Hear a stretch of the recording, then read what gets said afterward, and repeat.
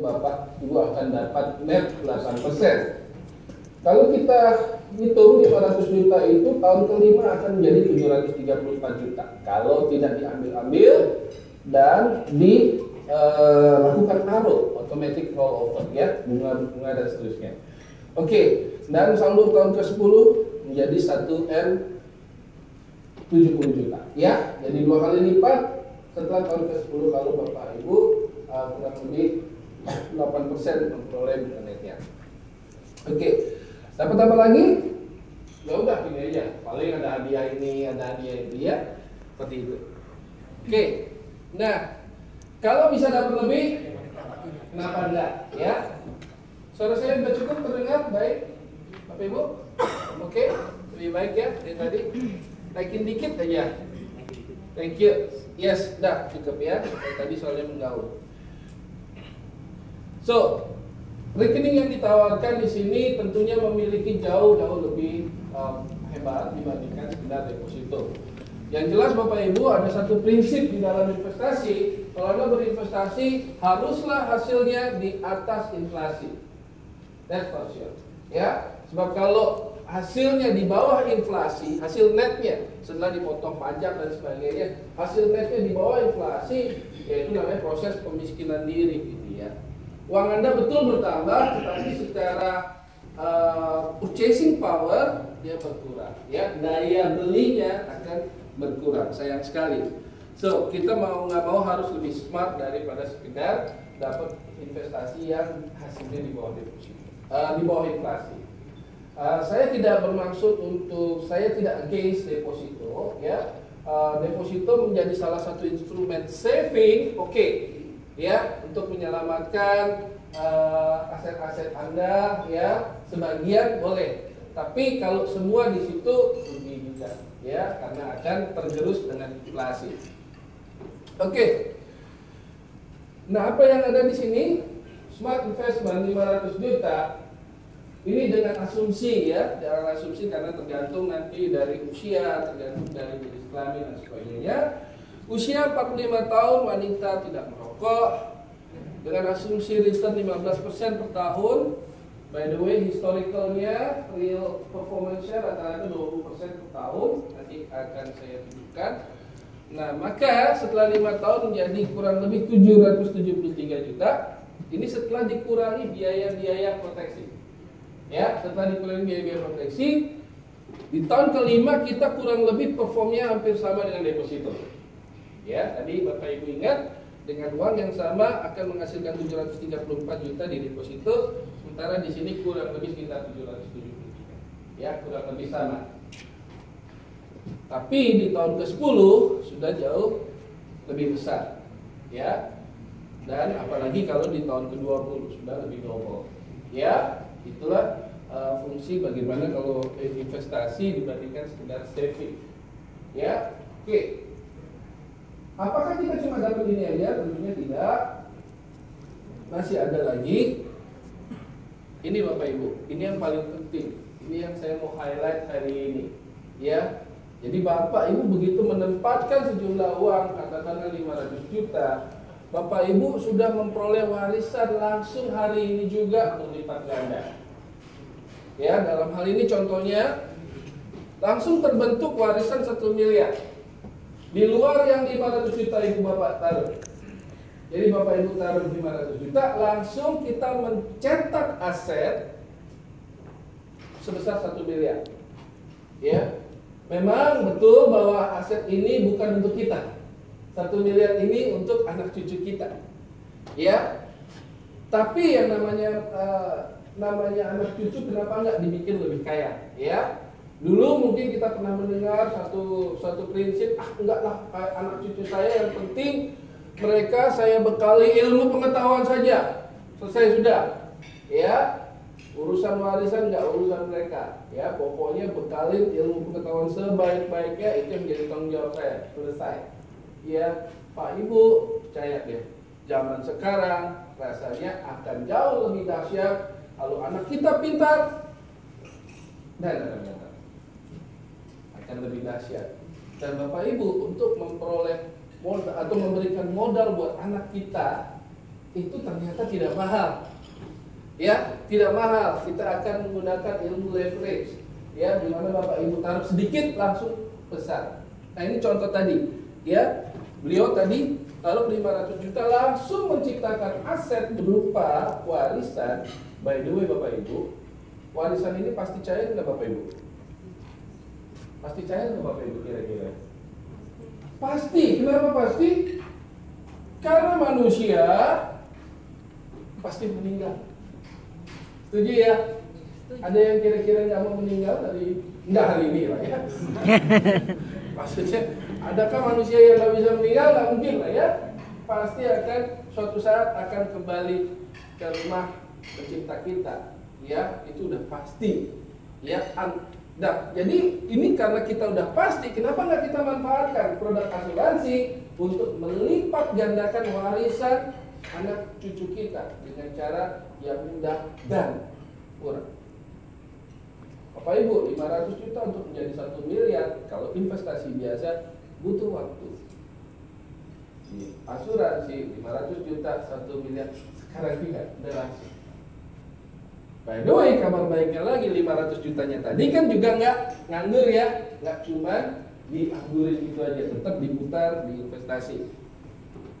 So, ini contoh total manfaat warisan di tahun ya. Kalau tadi taruh 500 juta, saat ini juga berarti termasuk nilai tunai yang ada di investasi ya, itu 1,47 miliar. Ya, itu udah langsung terbentuk 1,47. Panjang umur kita tahun ke-5 misalnya 1,77 miliar. Tahun ke-10 menjadi 2,47 miliar. Tahun ke-20 menjadi 6,39 miliar. Berapa yang kita taruh? 500. Kita tinggalin gitu aja. Ya, itu akan berlipat. Ya, itu yang banyak sekali orang-orang kaya seperti Bapak Ibu hari ini. Ya, mereka punya strategi bagaimana melipat gandakan aset anak cucu dengan cara yang sederhana dan pasti. Ya, kenapa saya katakan pasti? Karena begitu terjadi meninggal kapanpun minimal 1 miliarnya ada, minimal di luar saldo investasi. Ya, itu yang ingin saya sampaikan, Bapak Ibu. Di samping itu, boleh saya sampaikan di sini, harta atas warisan yang berasal dari asuransi seluruh dunia itu bebas pajak, Bapak Ibu. Free of tax, bebas pajak seluruh dunia. Peraturan seluruh dunia rata-rata warisan untuk anak yang berasal dari asuransi jiwa itu bebas pajak.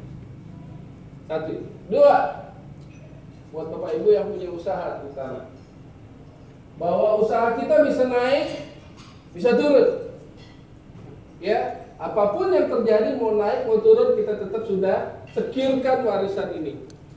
Ya, sudah securekan warisan ini sehingga apapun terjadi pada saat misalnya kurang beruntung, pada saat di penentuan posisi perusahaan mungkin pada saat itu tidak bagus, kita sudah mensyukurkan warisan sekian, sudah mengamankan dulu.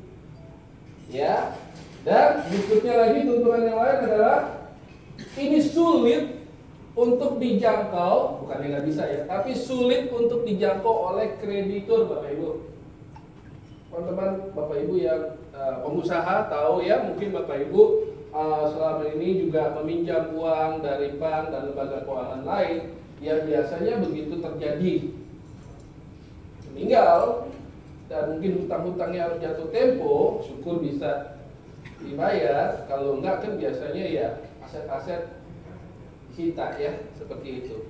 Tetapi ini karena dia berupa polis, biasanya kalau terjadi dalam tanda kutip kebangkrutan itu, yang dicek apa Bapak Ibu? Yang dicek adalah rekening bank. Polis nggak pernah dicek. Ya, jadi secure aja gitu ya. Jadi pertama tadi melipat gandakan warisan, kedua warisan yang bebas pajak, ketiga nyaris sulit untuk dijangkau oleh kreditur, Bapak Ibu. Ini penting sekali ya, terutama untuk Bapak Ibu yang pengusaha hari ini. Ya, oke. Itu pertama, tadi bonus pertama diinvestasikan. Bonus kedua apa?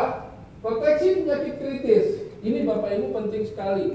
Hari ini Bapak Ibu lebih menakutkan setengah mati daripada mati beneran. Serius, ya. Meninggal itu ongkosnya cuma kuaci, ya, aqua, tanah, selesai. Kue datang sendiri, kembang datang sendiri. Ya, kalau nggak percaya dicoba boleh. Ya, tapi Bapak Ibu setengah meninggal, ini setengah mati Bapak.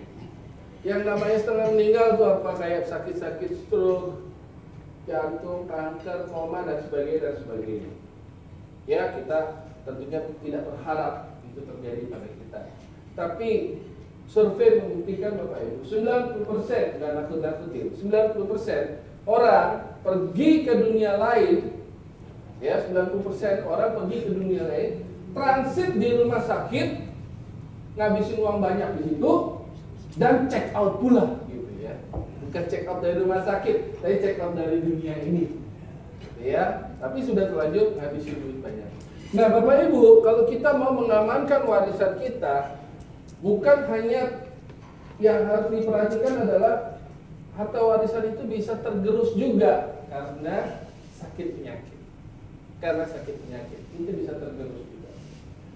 Bapak Ibu mungkin sudah punya asuransi rawat inap, ya, asuransi rawat inap yang kasih fee, VIP dan sebagainya. Bagus Bapak Ibu, ya, sudah bagus. Tapi masih belum cukup.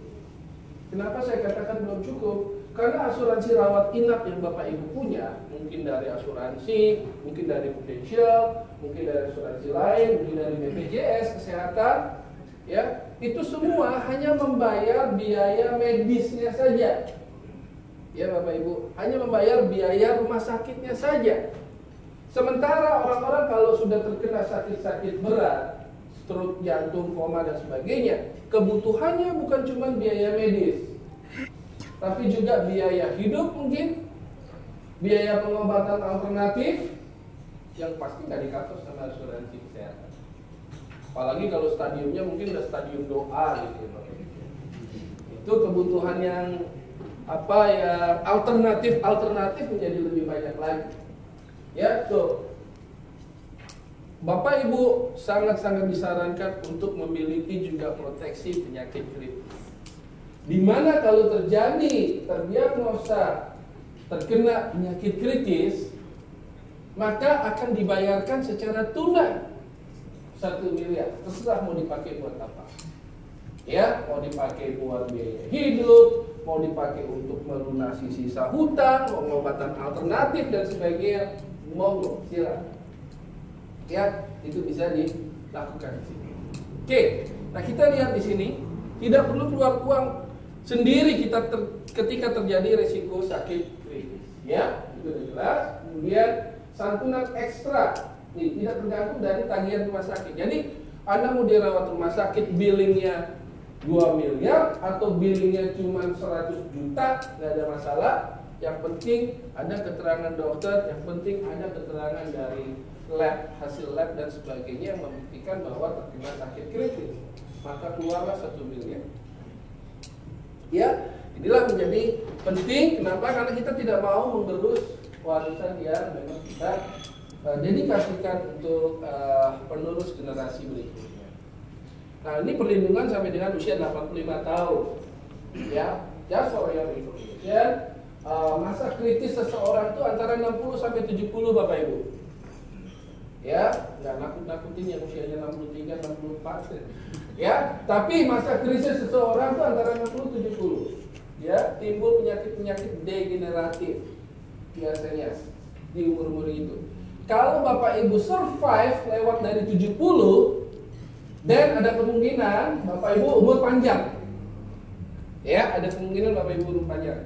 Kenapa? Karena kemungkinan secara gen Anda kuat.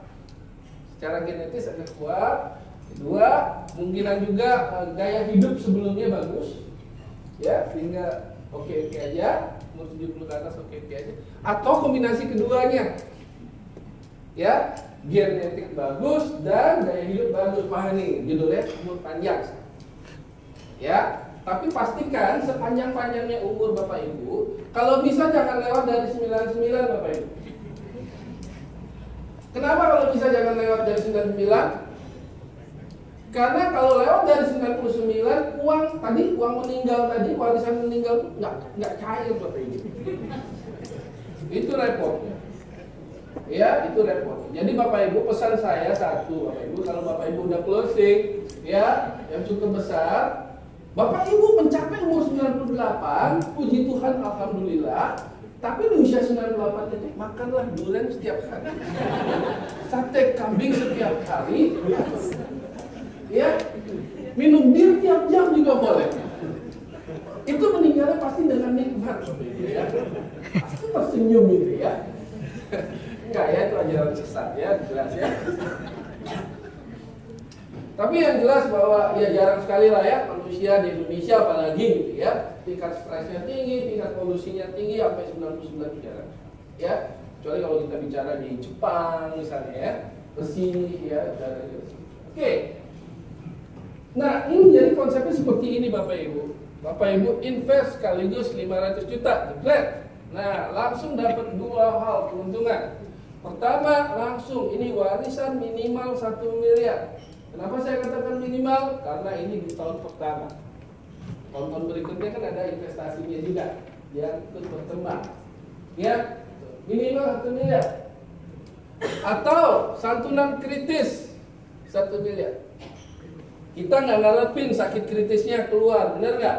Siapa yang ngarepin sakit kritis? Ya, meskipun enak dikasih duit 1 miliar, kayaknya enggak deh. Ya, pasti nggak ada yang mau. Tapi namanya manusia pasti meninggal, so yang warisan ini pasti keluar. Ya, meninggal katanya cuma sekali. Ya, jangan disia-siakan. Ya, inilah berharga gitu ya. Meninggal kok berhutang itu kan nggak enak ya. Ninggalin warisan itu keren, gitu ya. Apalagi kalau Bapak Ibu nanti ya ini agak ngomong bukan mendoakan ya, tapi bahwa suatu saat itu pasti terjadi pada kita ya. Bahwa saat meninggal ya, kalau Bapak Ibu berharap rumputnya rapi gitu ya. Itu biasanya tergantung dari warisan yang kita tinggalin berapa. Ya, jadi kalau biasanya ya 20 cm, 30 cm itu biasanya kurang tuh warisan.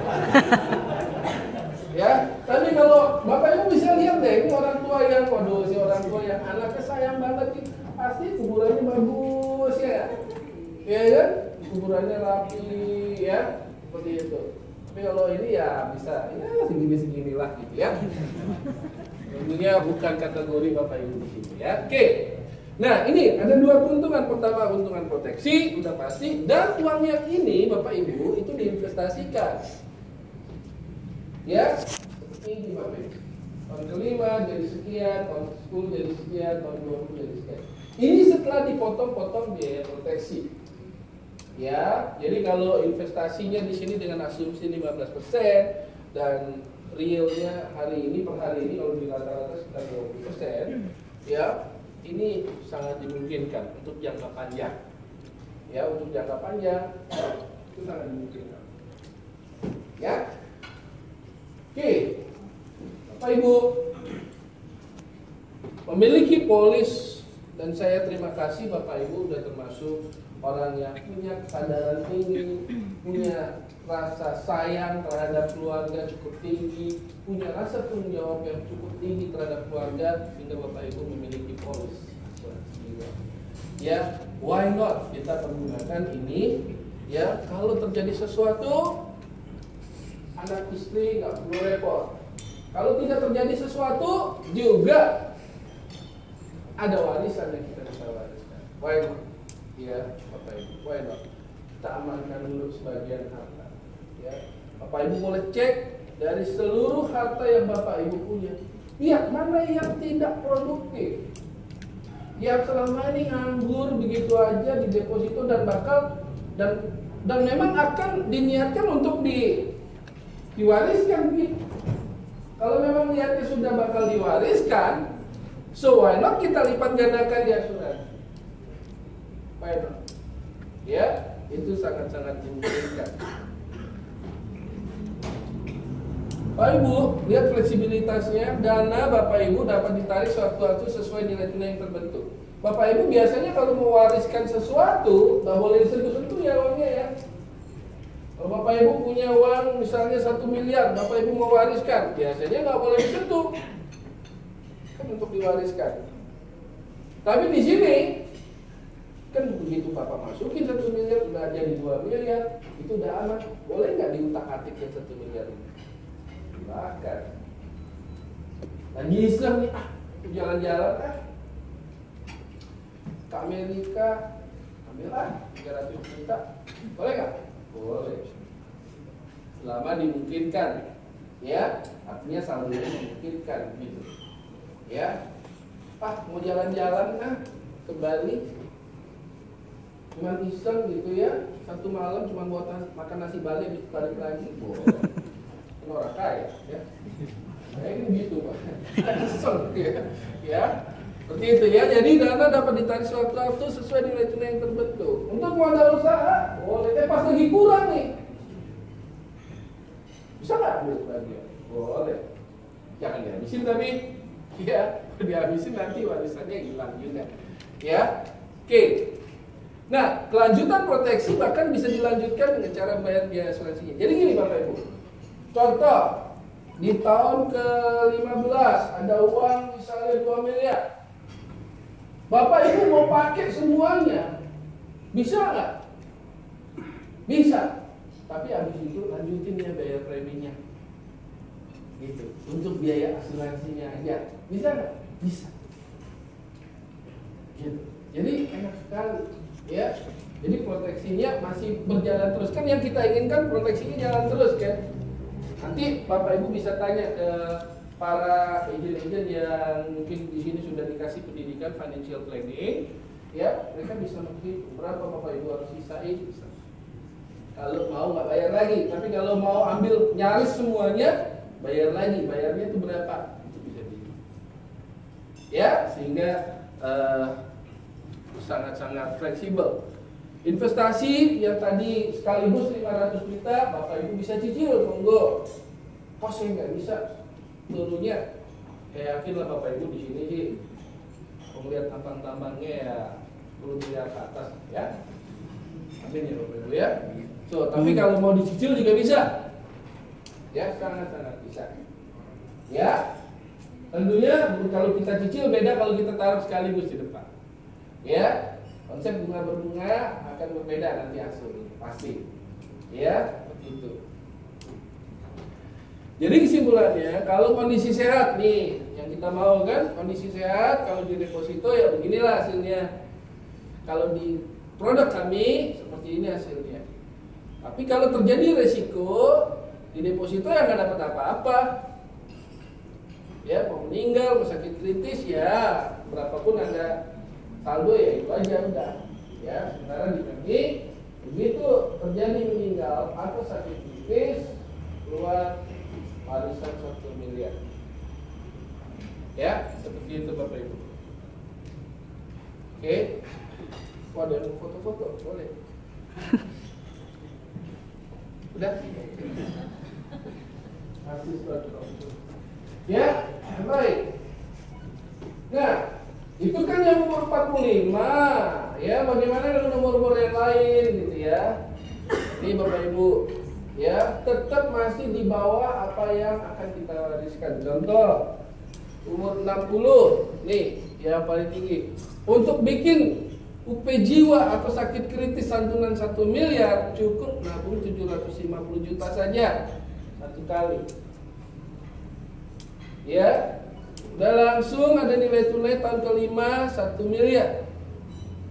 1 miliar ini di luar yang ini Bapak Ibu ya, di luar yang ini.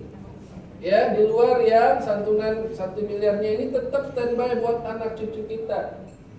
Ya, tapi di luar itu yang Bapak Ibu boleh pakai, boleh Bapak ambil ini yang tahun ke-5. 1 miliar sekian, tahun ke-10 1,8. Tahun ke-20 6 miliar, usia 85 ada 12 miliar. Ya.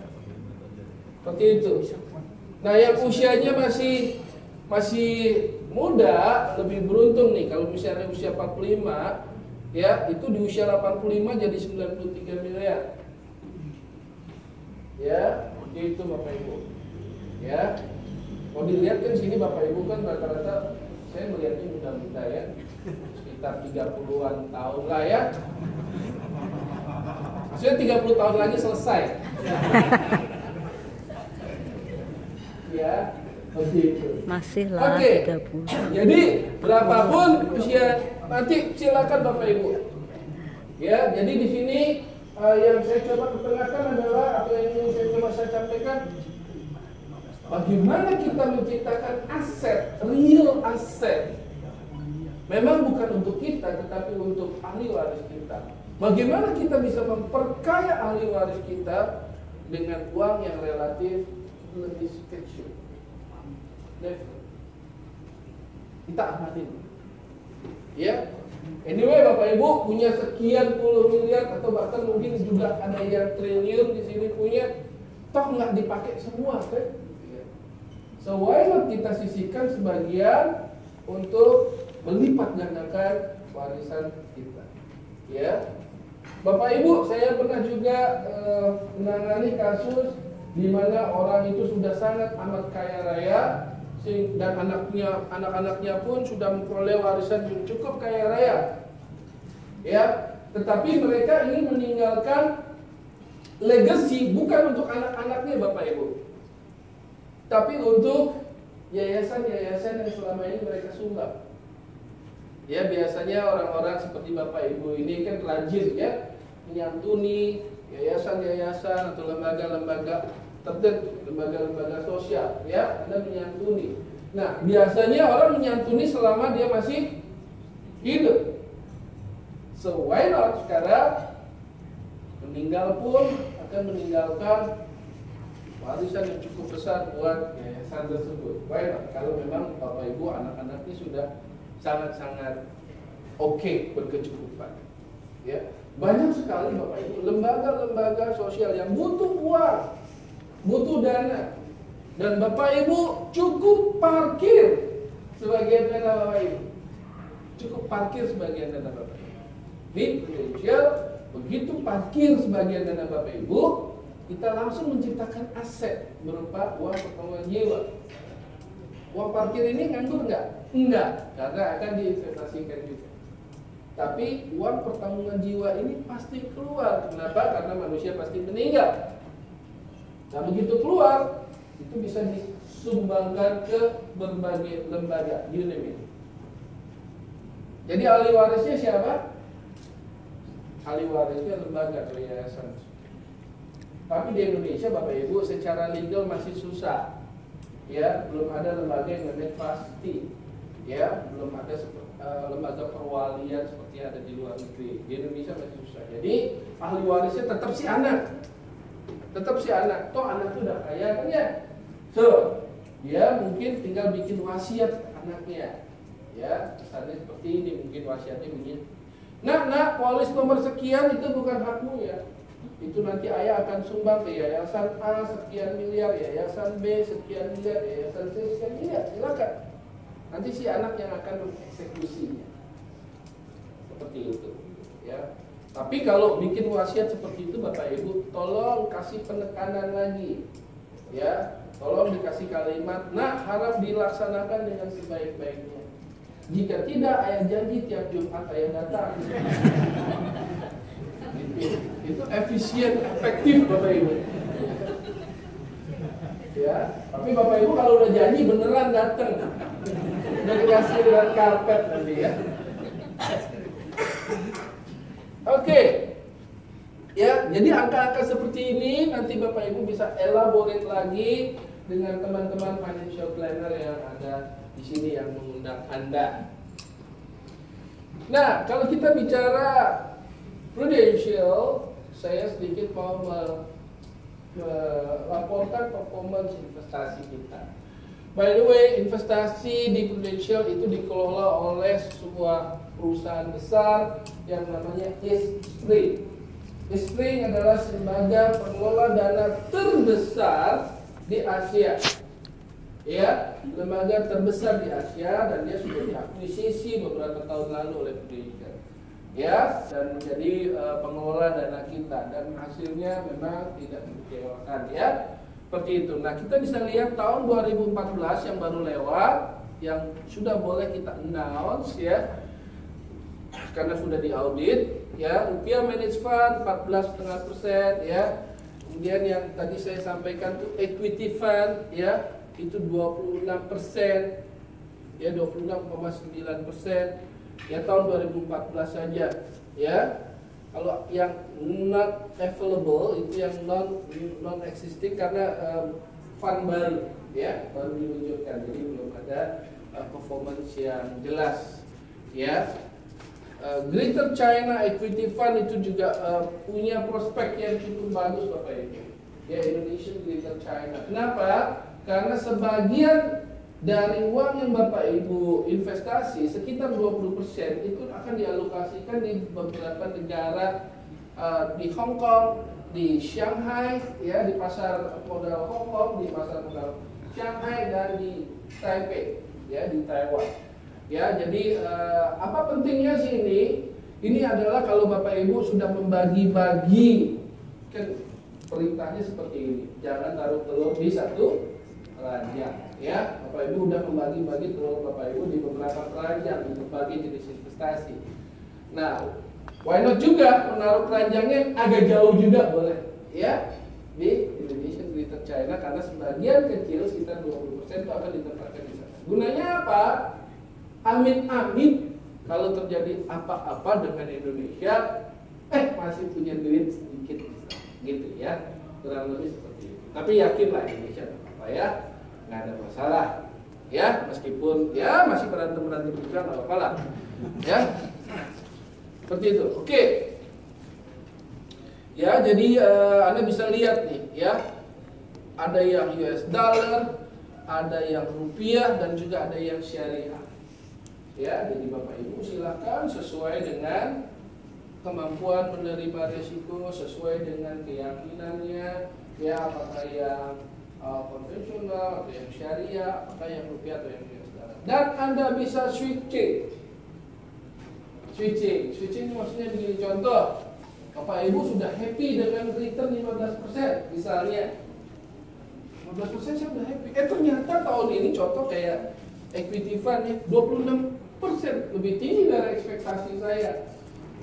Tuh, saya bisa ambil kelebihannya dicairkan, misalnya, ya, ada kelebihan 3 juta, harusnya tahun ini cuma 120 juta dari ilustrasinya. Ternyata 123 juta nih actualnya, ambillah 3 juta, ya, boleh, ya, pakai makan bakso tuh bisa sampai keluar lagi tuh 2 juta, ya, yang banget, ya. Ayo mau jalan-jalan, ya, ke Bandung, ya, gitu, ya.